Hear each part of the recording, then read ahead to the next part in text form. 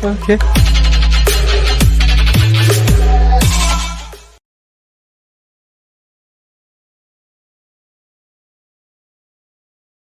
देखेंगे कि कैसे किसी सारणी का मान ज्ञात करते हैं। तो सारणी का मान ज्ञात करने के लिए यहाँ एक चिन्ह दिया गया है, इस चिन्ह का प्रयोग करते हुए हम लोग सारणी का मान ज्ञात करेंगे।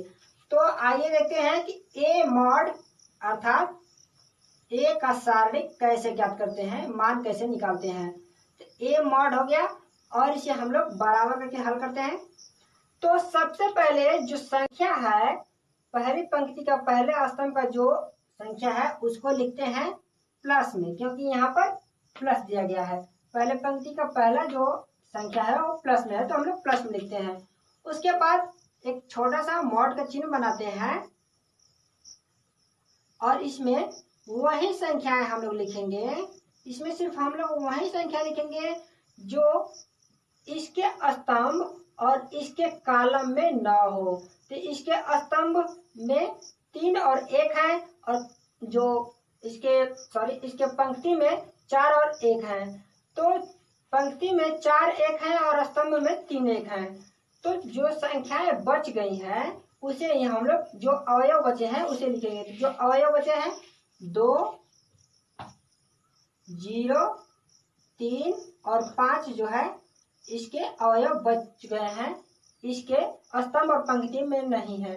इसी प्रकार हम लोग जो है अब यहाँ जो है प्लस लेंगे कि माइनस लेंगे ये ध्यान देना जरूरी है। तो दूसरा जो यहाँ अवयव दिया गया है, दूसरा अवयव दिया गया है वो माइनस में है, तो हम लोग यहाँ पर माइनस ले लेंगे। यहाँ माइनस कर लेते हैं, माइनस हो गया। और दूसरा अवयव 4 है तो हम लोग 4 लिखते हैं। ठीक उसी प्रकार एक और छोटा सा सारणी मॉड का चिन्ह बनाएंगे और देखेंगे कि 4 के जो पंक्ति और स्तंभ में, 4 के पंक्ति और स्तंभ में कौन सी अवयव नहीं आती है। तो 4 का जो स्तंभ है और 4 का जो पंक्ति है, इसके जिस 4 के स्तंभ में और पंक्ति में जो संख्याएं जो अवयव नहीं आते हैं उसे ही इस मॉड में यानी कि इसमें लिखना होता है। तो 3 और 1 जो है 4 के स्तंभ और पंक्ति में नहीं आ रहे हैं, और इधर देख रहे हैं कि 0 और 5 जो है 4 के स्तंभ और पंक्ति में नहीं आ रहा है, तो इसे भी हम लोग लिख लेंगे। इसी प्रकार अब तीसरा जो है 1 है, तीसरा जो अवयव है वो 1 है, तो हम लोग 1 को ले लेते हैं, 1 को लेंगे। तीसरा 1 है, तो अब ये ध्यान देना है कि यहाँ प्लस होगा कि माइनस होगा। तो दिया गया है 1 को ले रहे हैं हम लोग तीसरी अवयव को, तो तीसरे अवयव में यहाँ प्लस दिया गया है तो हम लोग प्लस लिखेंगे और 1 लिख लेते हैं। 1 लिखने के बाद देखते हैं कि 1 के स्तंभ में और 1 के जो एक अवयव है इसके पंक्ति में जो अवयव नहीं है उसे ही हम लोग अगले मॉड में लिखते हैं। तो अगले मॉड में ये जो है 3 1 2 और 3 ऐसे अवयव हैं जो 1 के स्तंभ में और 1 के पंक्ति में नहीं आ रहे हैं। तो 3 1 और 2 3 को हम लोग लिख लेते हैं। इस तरह जब पहले पंक्ति के तीनों अवयव के गुणन को लिख लेंगे हम लोग, तो अगला लाइन हल करेंगे। तो अगली लाइन हल करते हैं। अगली लाइन हल करने के लिए जो मॉड है 2x2 क्रम का जो मॉड है इसे हम लोग तोड़ते हैं। तो इसको तोड़ते हैं, एक कोष्टक में लिखते हैं। तो सबसे पहले 2 का गुणा 5 में कर लेते हैं, 2 का गुणा 5 में करते हैं, 2 का गुणा 5 में करते हैं तो 2 का गुणा ऐसे हो जाएगा, 2 का गुणा 5 में हो जाएगा और माइनस का चिन्ह लगाते हुए 0 का गुणा जो है 3 में हो जाएगा, तो 0 का गुणा 3 में हो जाएगा। इसी प्रकार माइनस है तो हम लोग माइनस लिखेंगे और 4 है तो 4 लिखेंगे और कोष्टक में उसी प्रकार इसको करेंगे। सबसे पहले 3 का गुणा 5 में करेंगे, 3 का गुणा 5 में करेंगे तो ये हो जाएगा 3 गुणे 5 और माइनस का चिन्ह लगाकर जीरो का गुणा एक में कर लेंगे तो 0 गुणे 1 हो जाएगा। प्लस करके कोष्टक बंद कर लेते हैं और प्लस करके जो है 1 लिखा हुआ है तो हम लोग प्लस करके 1 लिख लेते हैं और इसे कोष्टक में ये जो मॉड दिया गया है इसको हम लोग कोष्टक में हल करते हैं। तो कोष्टक में हल करने के लिए 3 का गुणा 3 में पहले करेंगे तो 3 गुणे 3 लिख लेते हैं, 3 गुणे 3 और ऋण करके 2 गुणे 1 कर लेते हैं, 2 गुणे 1 हो जाएगा। अब इसको हम लोग आगे हल करते हैं, गुणा कर लेते हैं पहले। तो 2 का गुणा 5 में करेंगे तो 10 हो जाएगा और ऋण 0 का गुणा 3 में करेंगे तो 0 हो जाएगा। ऋण करके ये जो 4 है इसको 4 को लिख लेंगे वैसे ही और कोष्टक के जो अंदर संख्याएं दी गई है इनका हम लोग गुणा संख्याएं कर लेते हैं। तो 3 का 5 में गुणा करते हैं तो यहाँ 15 प्राप्त हो जाएगा और माइनस 0 का गुणा 1 में करेंगे तो 0 प्राप्त होगा। उसी प्रकार तीसरा जो है संख्या इसको गुणा करते हैं तो 3 का गुणा 3 में करेंगे तो 9 प्राप्त होगा और माइनस करके लिखते हैं क्योंकि यहाँ माइनस दिया गया है। 2 का गुणा 1 में करेंगे तो 2 प्राप्त हो जाएगा। अगली लाइन में क्या करेंगे हम लोग कि घटा लेंगे, जो कोष्टक है इन सबको घटा लेंगे। तो कोष्टक को घटाते हैं तो 10 में से 0 घटाएंगे तो 10 ही प्राप्त होगा और अगले कोष्टक में से घटाते हैं 15 में से 0 घटाएंगे तो 15 ही प्राप्त होगा और अगले जो है 9 में से 2 घटाएंगे तो 7 प्राप्त हो जाएगा। अब हम लोग क्या करते हैं इन सब का गुणा कर लेते हैं। तो 2 का गुणा 10 में करेंगे तो 20 प्राप्त हो जाएगा। माइनस दिया गया है यहाँ पर तो हम लोग माइनस लिखेंगे और 15 का गुणा 4 में कर लेंगे तो यहाँ पर 60 प्राप्त हो जाएगा। यहाँ पर प्लस दिया गया है तो प्लस लिखेंगे और 1 का गुणा 7 में करेंगे तो यहाँ पर 7 प्राप्त हो जाएगा। अब ये जो दी गई है ये संख्याएं जो दी गई हैं इनका हम लोग जोड़ घटाना कर लेंगे और ज्ञात कर लेंगे कि कितना प्राप्त होता है। तो ज्ञात करते हैं, ये जो प्राप्त हो जाएगा 33 प्राप्त हो जाएगा। इस प्रकार हम लोगों ने देखा कि 3 गुणे 3 क्रम का यदि कोई सारणिक दिया गया हो तो उसको कैसे उसका मान निकालते हैं। तो मॉड ए का जो मान होगा वो 33 प्राप्त हो जाएगा। अब देखेंगे हम लोग कि यदि 2 गुणे 2 का दिया गया हो कोई सारणी तो कैसे उसका मान प्राप्त करेंगे। 2 गुणे 2 क्रम का देखेंगे, 2 गुणे 2 क्रम का देखेंगे कि मान कैसे ज्ञात किया जाता है। तो आइए देखते हैं 2 गुणे 2 क्रम का एक प्रश्न लिख लेते हैं। पहले 2 गुणे 2 क्रम का, यहाँ पर 2 गुणे 2 क्रम का लिखा गया है प्रश्न। अब इसका हमें मॉड निकालना है अर्थात मान निकालना है। तो मॉड निकालने के लिए क्या करेंगे, लिखेंगे मॉड ए बराबर जो हो जाएगा, सबसे पहले तिर्यक गुणा करेंगे, पहले अवयव का तिर्यक गुणा कर लेंगे। तो 2 का गुणा 2 में करेंगे ये हो जाएगा 2 गुणे 2 और हमेशा यहाँ जो है बीच में माइनस का चिन्ह लगाते हैं और 4 का गुणा 3 में कर लेंगे तो 4 गुणे हो जाएगा 3। इसे हल करते हैं तो 2 का गुणा 2 में करेंगे तो ये जो होगा 4 होगा और माइनस जो है 4 का 3 में गुणा करेंगे तो 12 प्राप्त हो जाएगा। अब हम लोग इसको क्या करेंगे, घटा लेते हैं। तो घटाएंगे तो -8 प्राप्त हो जाएगा। तो आप लोगों ने देखा कि 2 गुणे 2 क्रम का हो या 3 गुणे 3 क्रम का हो तो कैसे उसका मॉड अर्थात मान निकालते हैं। अब हम लोग देखेंगे कि यदि आपके पास 3 बिंदु प्राप्त हो, जैसे 1 2 दूसरे बटे में 3 2 और 0 1, यदि 3 बिंदु प्राप्त हैं तो उसका क्षेत्रफल कैसे ज्ञात करते हैं।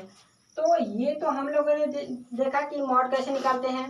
अब हम लोग देखेंगे कि 3 बिंदु प्राप्त हो तो उसका क्षेत्रफल कैसे ज्ञात करते हैं। उसका क्षेत्रफल कैसे ज्ञात करते हैं, तो क्षेत्रफल ज्ञात करने के लिए क्या करते हैं कि क्षेत्रफल ज्ञात करने के लिए हम लोगों ने क्लास 10 में देखा कि एक अलग ही सूत्र का प्रयोग होता है, लेकिन सारणिक में यदि सारणिक विधि से यदि इन तीनों बिंदु का क्षेत्रफल ज्ञात करना हो तो हमें इस सूत्र का प्रयोग करना होता है। तो लिखेंगे क्षेत्रफल बराबर लिखेंगे, ये क्षेत्रफल बराबर जो हो जाएगा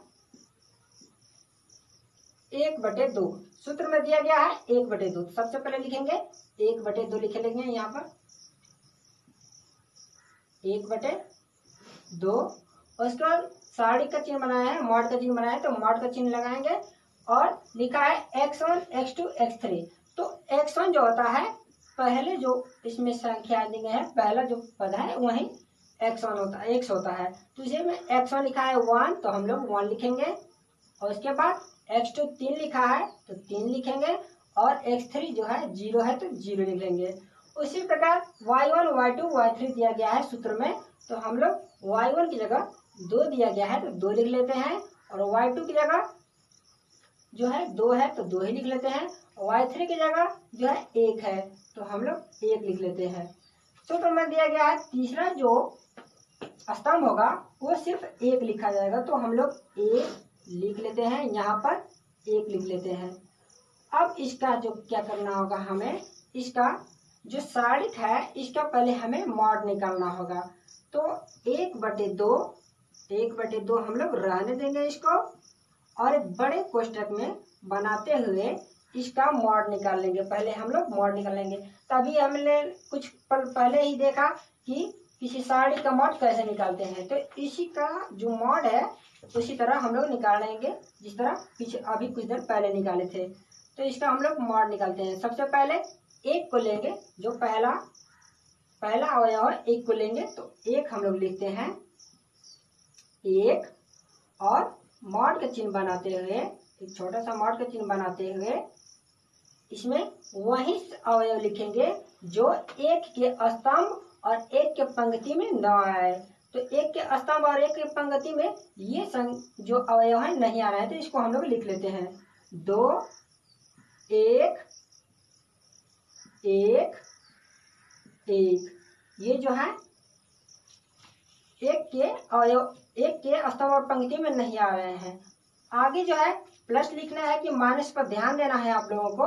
तो देखना है दूसरा, यदि हम लोग अवयव ले रहे हैं तो दूसरे अवयव के लिए माइनस है, तो हम लोग यहाँ पर लिखेंगे माइनस, और दूसरा अवयव 2 है तो 2 लिख लेंगे, और एक छोटा सा मॉड बनाएंगे और देखेंगे कि इसमें कौन से अवयव लिखेंगे।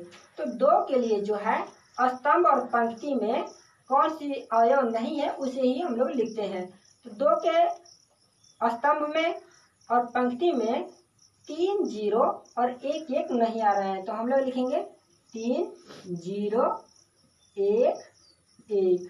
इस प्रकार हम लोगों ने अवयव 2 को भी ले लिया। अब जो है तीसरा जो अवयव है वो 1 है, तो प्लस करके लिखेंगे, क्योंकि वहाँ तीसरा अवयव के लिए प्लस लिखा गया है, तो हम लोग प्लस लिखेंगे और 1 लिखते हुए एक छोटा सा मॉड बनाएंगे और इसे इसमें अवयव को लिखेंगे। तो 1 के लिए जो है स्तंभ और पंक्ति में वो अवयव जो नहीं है उसे लिखा जाएगा।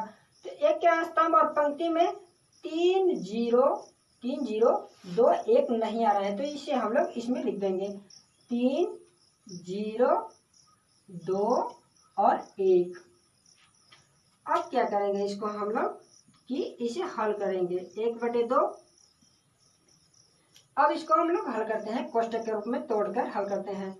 इसको कोष्टक के रूप में तोड़ेंगे तो 2 का गुणा 1 में पहले करेंगे, 2 का गुणा 1 में करेंगे तो 2 1 2 हो जाएगा, और माइनस का चिन्ह लगाते हुए, हमेशा माइनस का चिन्ह लगाएंगे जब कोष्टक में तोड़ेंगे तो, और 1 का गुणा 1 में करेंगे तो 1 प्राप्त हो जाएगा।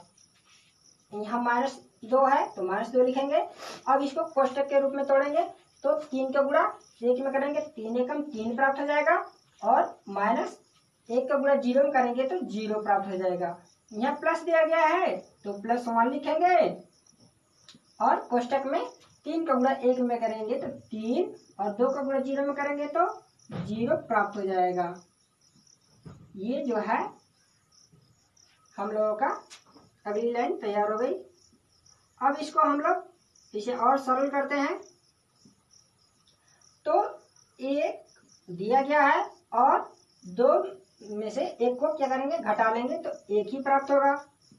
-2 दिया गया है, अब 3 में से 0 घटाएंगे तो क्या प्राप्त होगा, 3 प्राप्त हो जाएगा। उसी प्रकार +1 यहाँ दिया गया है और जो कोष्टक में है 3 में से 0 घटाना है तो यहाँ पर 3 प्राप्त हो जाएगा। अब अगली लाइन में क्या करेंगे हम लोग कि 1/2 अब गुणा कर लेते हैं। तो 1 का 1 में गुणा करेंगे तो 1 प्राप्त होगा, -2 का 3 में गुणा करेंगे तो 6 प्राप्त होगा, +3 का 1 में गुणा करेंगे तो 3 प्राप्त होगा।